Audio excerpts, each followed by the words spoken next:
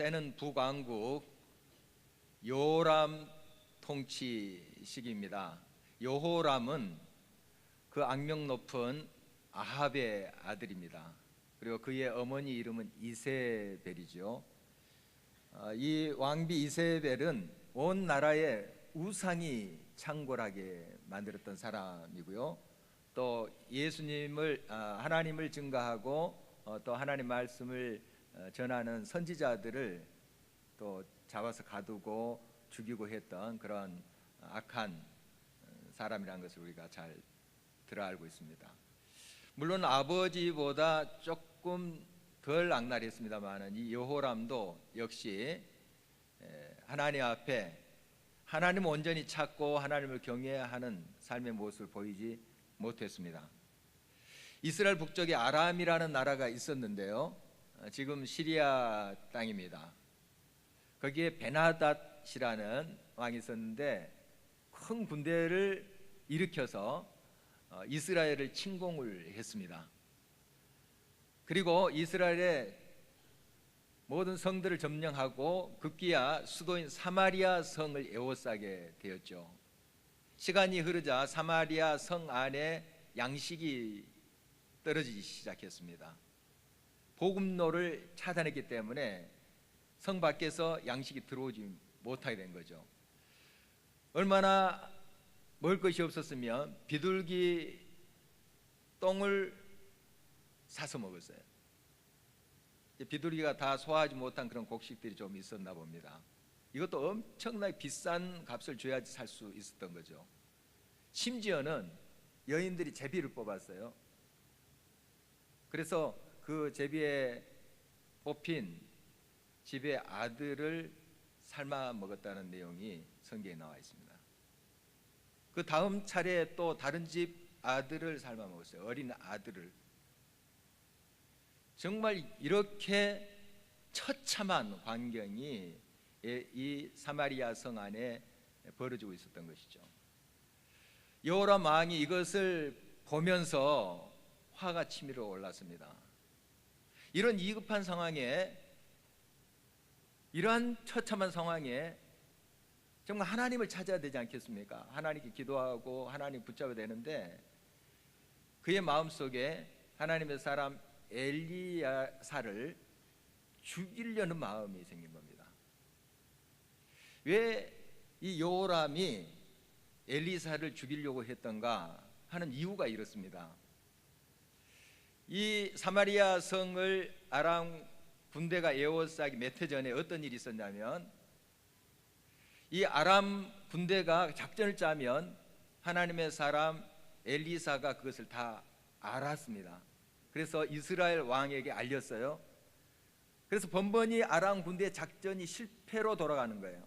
이 사실을 안 아람 왕이 군대를 밤에 풀어서 이 엘리사가 지내고 있는 도단성을 에워쌌습니다. 정말 큰 위험에 지금 직면하게 되었습니다. 그런데 하나님께서 이 엘리사를 보호하셨죠. 아람 군대보다 더 많은 천군 천사를 보내셔서 이 엘리사를 구원합니다. 그리고 그들의 눈을 멀게 해요. 또 엘리사를 따라가게 만듭니다. 그래서 엘리사가 이 아람 군대를 사마리아 성 안으로 유인을 해요. 그 성에 들어가서 다시 눈이 떠지게 됩니다. 바로 그때는 이미 늦었어요. 이 아람 군대들은 도간에 든 지혜 신세가 된 거예요. 자, 이때 왕이 엘리사에게 묻습니다. 저들을 치리이까 진멸하리이까 물어요.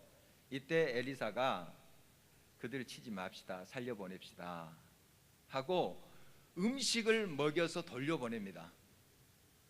얼마나 큰 은혜인가요? 그러나 시간이 지나자 이 아람 군대가 그 은혜를 까맣게 잊어버렸습니다. 저버리고 지금 다시 군대를 일으켜서 사마리아 성을 에워싸고 있는 지금의 모습이에요.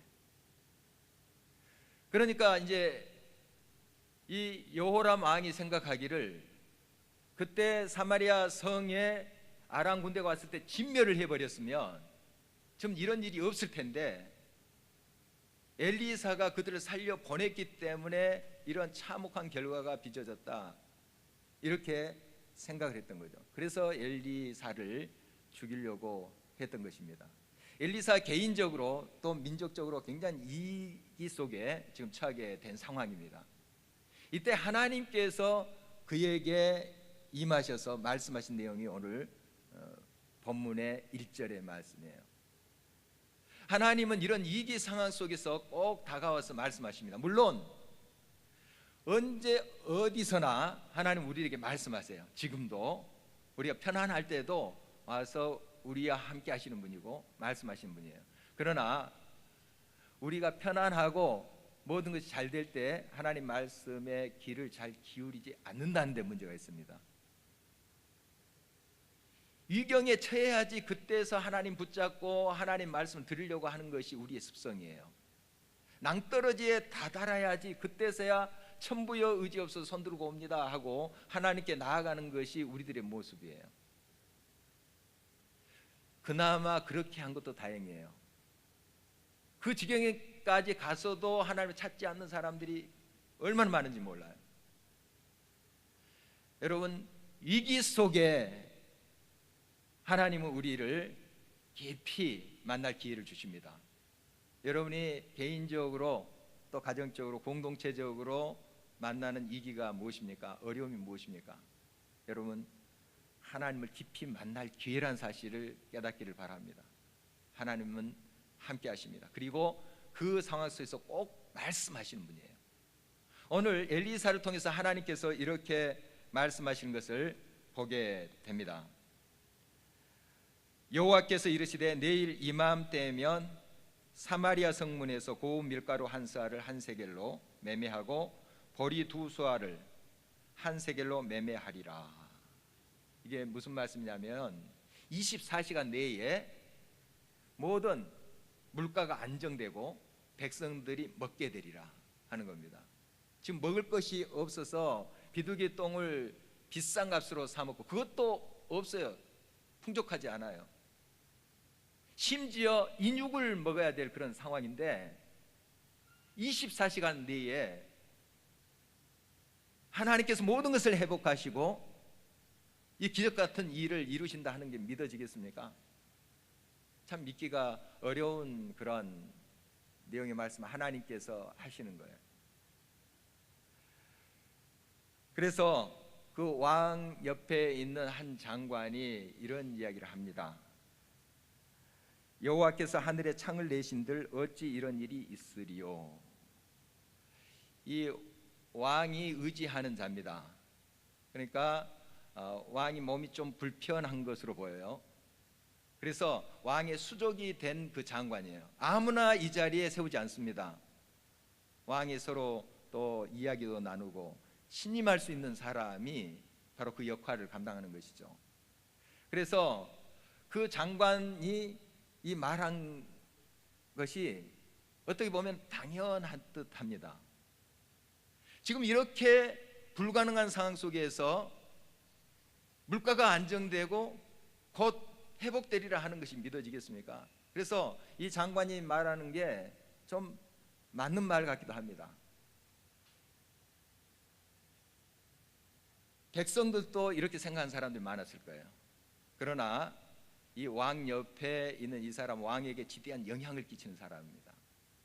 다른 장관들이나 다른 신하나 또 백성들이 그랬다면 또 몰라요.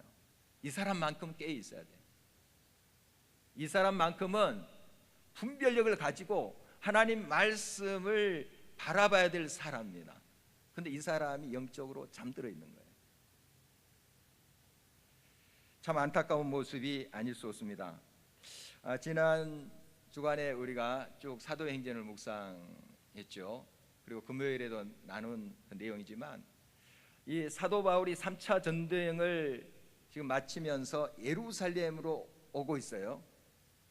예루살렘은 지금 이 사도 바울을 핍박하고 묻고 죽이려고 하는 사람들로 가득 차 있는 곳입니다.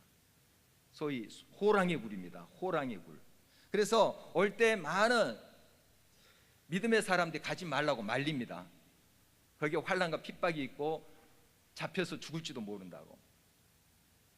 바울도 압니다. 기도하는 사람이기 때문에 알았습니다. 그런 핍박과 어려움이 있는 줄 알지만은 그 호랑이 굴 속으로 들어갑니다. 그런데 결과적으로 그곳에서 그는 살아남습니다. 사도행전 23장 말씀에 보면은 참 이 어려운 상황 속에 예루살렘에 처해 있는 이 바울에게 하나님께서 오십니다. 내가 이 예루살렘에서 나를 증거한 것처럼 로마에서도 나를 증거하리라. 그래서 예루살렘 이 자리에서 자기가 죽지 않는다는 것을 알아요. 핍박과 환란이 있지만, 어려움이 있지만 로마도 간다는 하나님의 약속의 말씀을 그가 받았던 거죠. 여러분, 꼭 위기 상황에서 하나님 말씀 분명하게 들립니다. 에레미야도 마찬가지죠. 하나님의 말씀 심판을 경고합니다. 듣기 싫은 말씀이죠. 그래서 시드기야 왕이 그를 깊은 구덩이에 쳐넣습니다. 성경 말씀은 이렇게 증언하고 있습니다. 하나님의 말씀이 그에게 임하시매. 여러분, 위기 속에서 하나님의 음성을 들으시길 바랍니다. 언제 어느 때나 어느 곳에서나 우리는 하나님의 말씀을 들을 수 있지만, 특별히 여러분이 어려운 상황, 위기 상황 속에서 귀를 기울일 때 하나님의 음성을 바로 들을 수가 있습니다.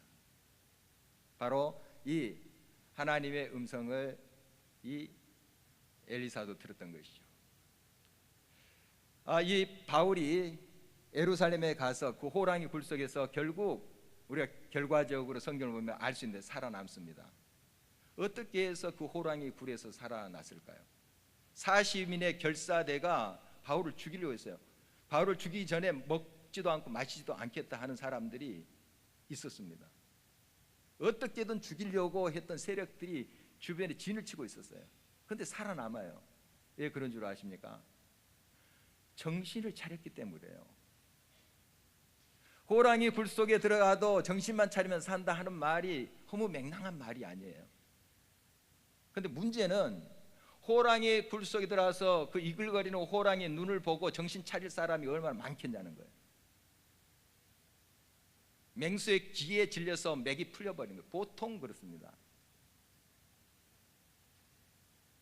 이 맹수가 그런 파장을 느낀대요. 두려움의 파장을 느낀대요.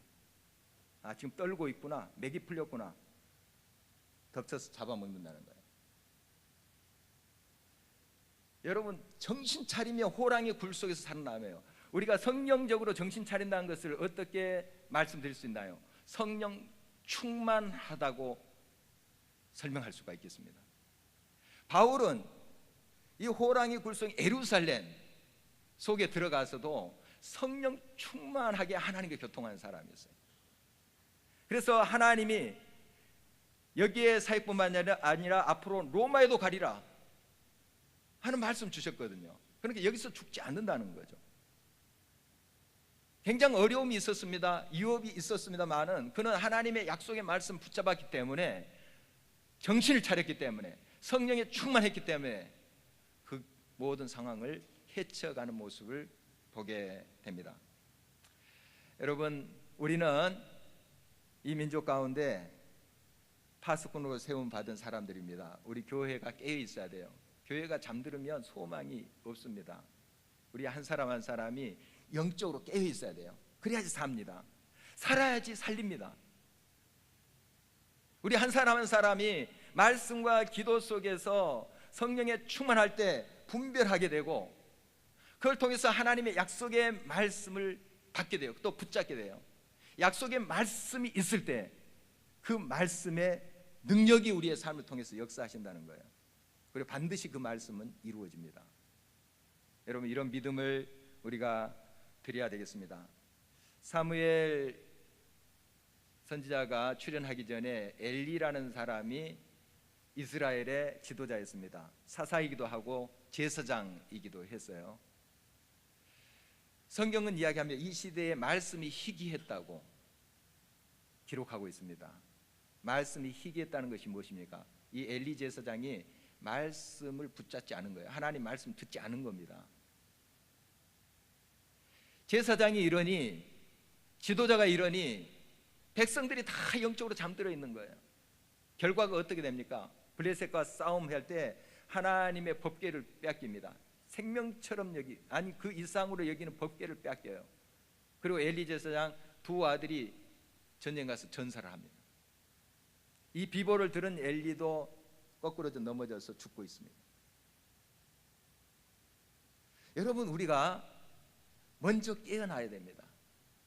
위기 속에서 하나님 앞에 바로 응답해야 됩니다. 그래서 하나님의 약속의 말씀에 귀를 기울여야 됩니다. 하나님이 하신다 하면 말씀하신 대로 되는 것입니다. 도저히 불가능한 그 상황 속에서 24시간 내에 일이 일어나리라, 회복되리라, 안정되리라 하는 하나님의 말씀대로 그대로 되는 것을 우리가 성경을 통해서 확인할 수가 있습니다. 여러분, 이기가 없으면 좋겠지만 우리 앞에 항상 이기가 놓여 있습니다. 그러므로 우리는 늘 영적으로 정신을 차려야 됩니다. 깨어 있어야 됩니다. 이것이 답이에요. 깨어 있을 때 들립니다. 잠들어 있으면 들리지가 않아요. 분별할 수가 없습니다. 보지를 못해요. 바로 늘 하나님의 말씀과 함께 기도하면서 하나님 앞에 나감으로 영적으로 깨어 있어야 돼요. 성령으로 충만해 있어야 됩니다. 이 길밖에 없습니다. 이것이 살 길이고 이것이 살리는 길입니다. 바로 이런 부르심에 우리가 응해야 될 것입니다. 이제 영적으로 그 잠들어 있는 왕 옆에 있는 신하에게 엘리사가 이런 이야기를 하죠. 내가 내 눈으로 모든 회복되는 거, 물가가 정상화되는 거, 이걸 보리라.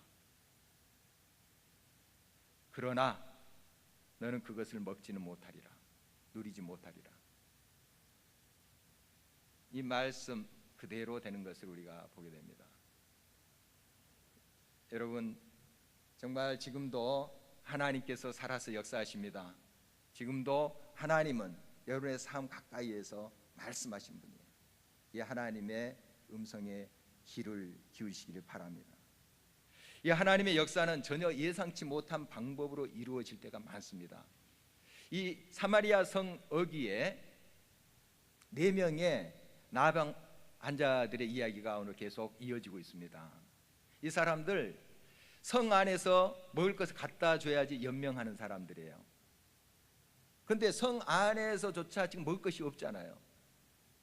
그래서 이런 전쟁통이나 기근 시에 제일 고통을 받는 사람들이 이런 사람들입니다.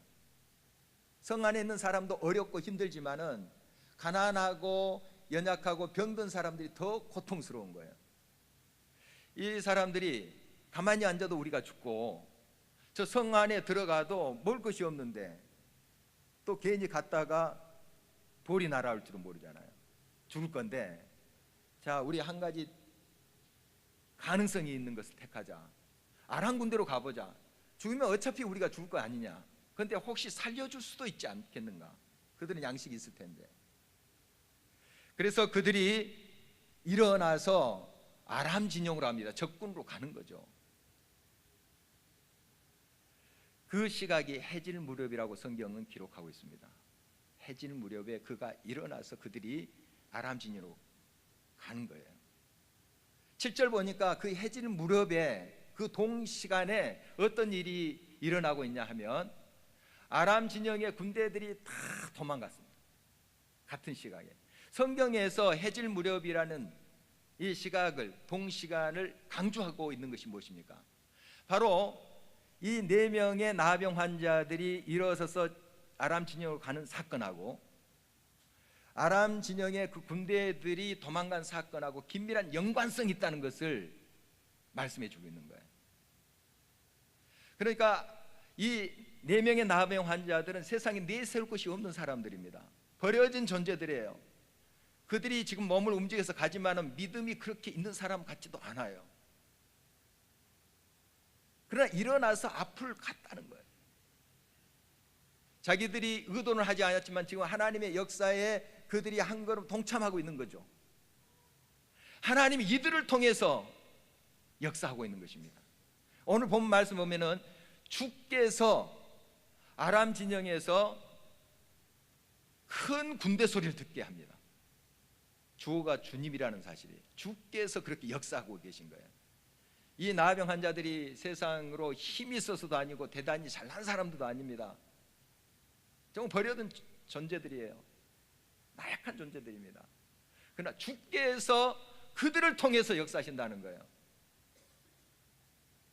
하나님께서 역사하십니다. 그래서 아람 진영에서 이렇게 생각합니다. 왕부터가 바로 이스라엘 왕이 원군을 불러들었구나. 저 해쪽 속의 왕들하고 애굽에 있는 왕들을 값을 주고 돈을 보내서 그들을 불러들었구나, 이렇게 생각하게 만듭니다. 완전히 단정적으로 정탐꾼을 보내서 그 확인조차도 안 해요. 하나님께서 역사하신 거예요. 하나님이 이러한 놀라운 반전의 역사를 일으키시는 것입니다. 여러분, 정말 우리 많이 부족하고 믿음도 연약해요. 많이 또 실수도 하죠. 그러나 하나님의 부르심에 한 걸음씩 한 걸음씩 우리가 일어나서 응답해 보십시다. 하나님이 역사하십니다. 주께서 하세요. 주께서 이루십니다. 말씀하신 대로 하시는 거예요. 이 나병 환자들이 아람 진영에 가니까 다 도망가고 나귀 말 그대로 남겨있고 물품도 그대로 있어요. 거기서 먹고 마시고 하죠. 그러다가 생각하게 됩니다. 우리끼리 이렇게 누리면 안 되지, 벌 받지. 이 아름다운 소식을 성중에 알리자 해서 성에 가서 알리지 않습니까? 결국 왕이 알게 되죠. 그런데 왕의 반응을 우리가 성경에서 자세히 또 살펴볼 수가 있습니다. 왕은 이렇게 이야기해요. 내가 너희들에게 이게 어떤 건지 알게 하겠다.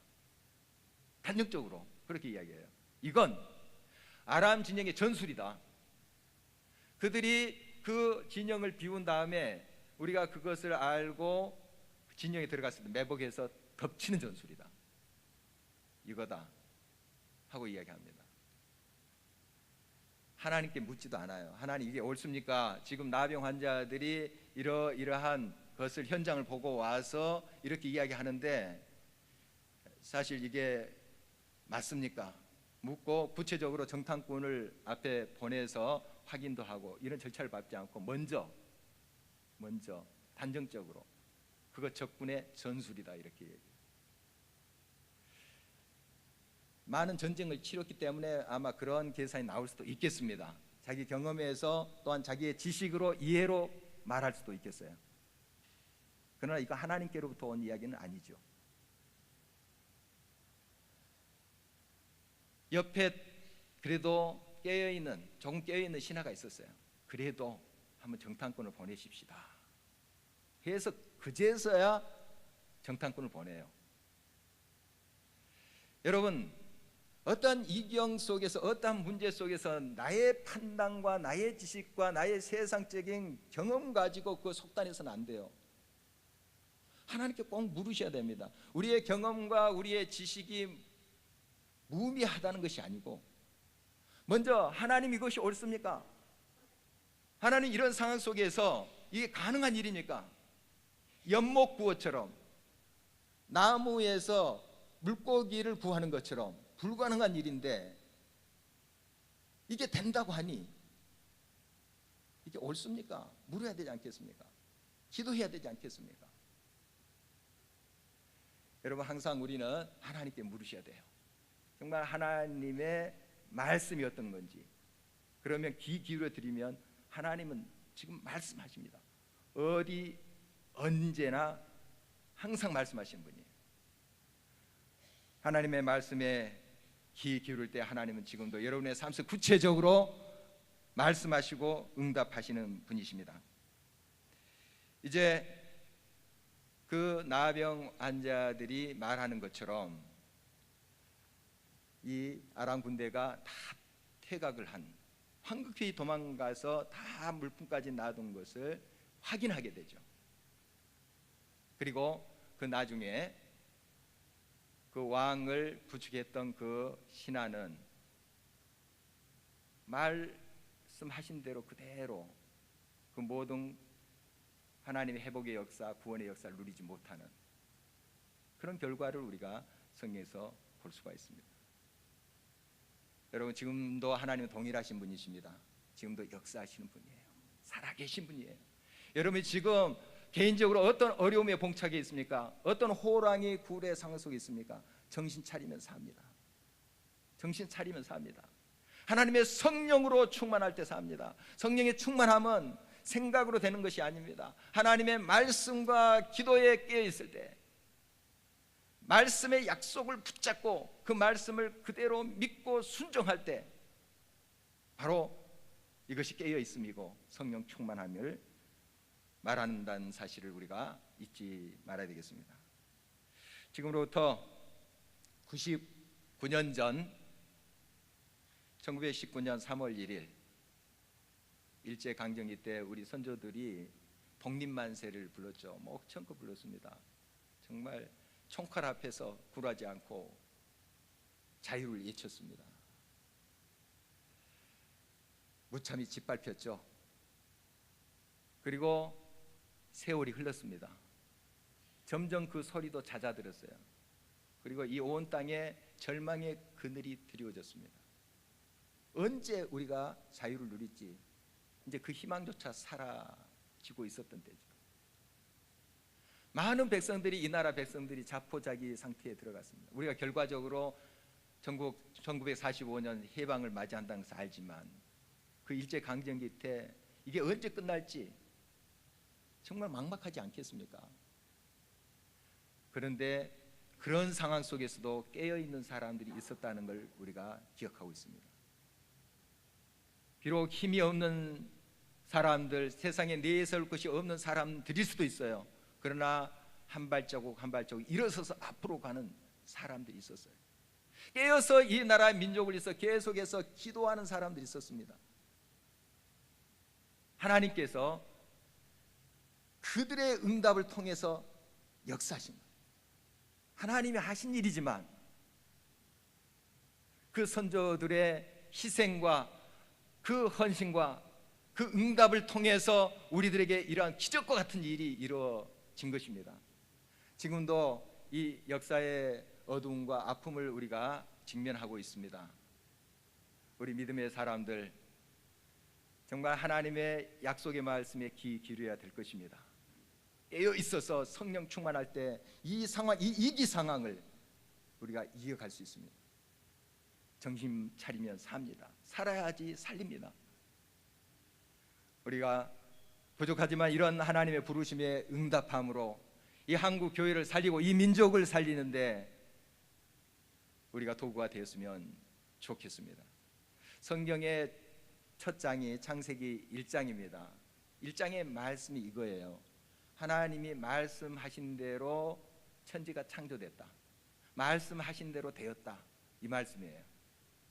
성경의 마지막 장이 요한계시록 22장인데 그 결론이 이거예요. 하나님이 말씀하신 대로 된다. 그렇게 될 거다 하는 말씀이에요. 그래서 이 성경 전체를 우리는 하나님의 말씀이라고 고백해요. 물론 그 가운데 우리 인간의 고백도 있고 인간의 몸부림도 들어있어요, 이 성경 안에. 그러나 전체적으로 우리가 성경을 하나님 말씀이라고 고백하지 않아요? 여러분, 이 말씀에 귀를 기울이십시오. 이 말씀대로 되는 거예요. 하나님 말씀대로 됩니다. 이 말씀을 사랑하십시오.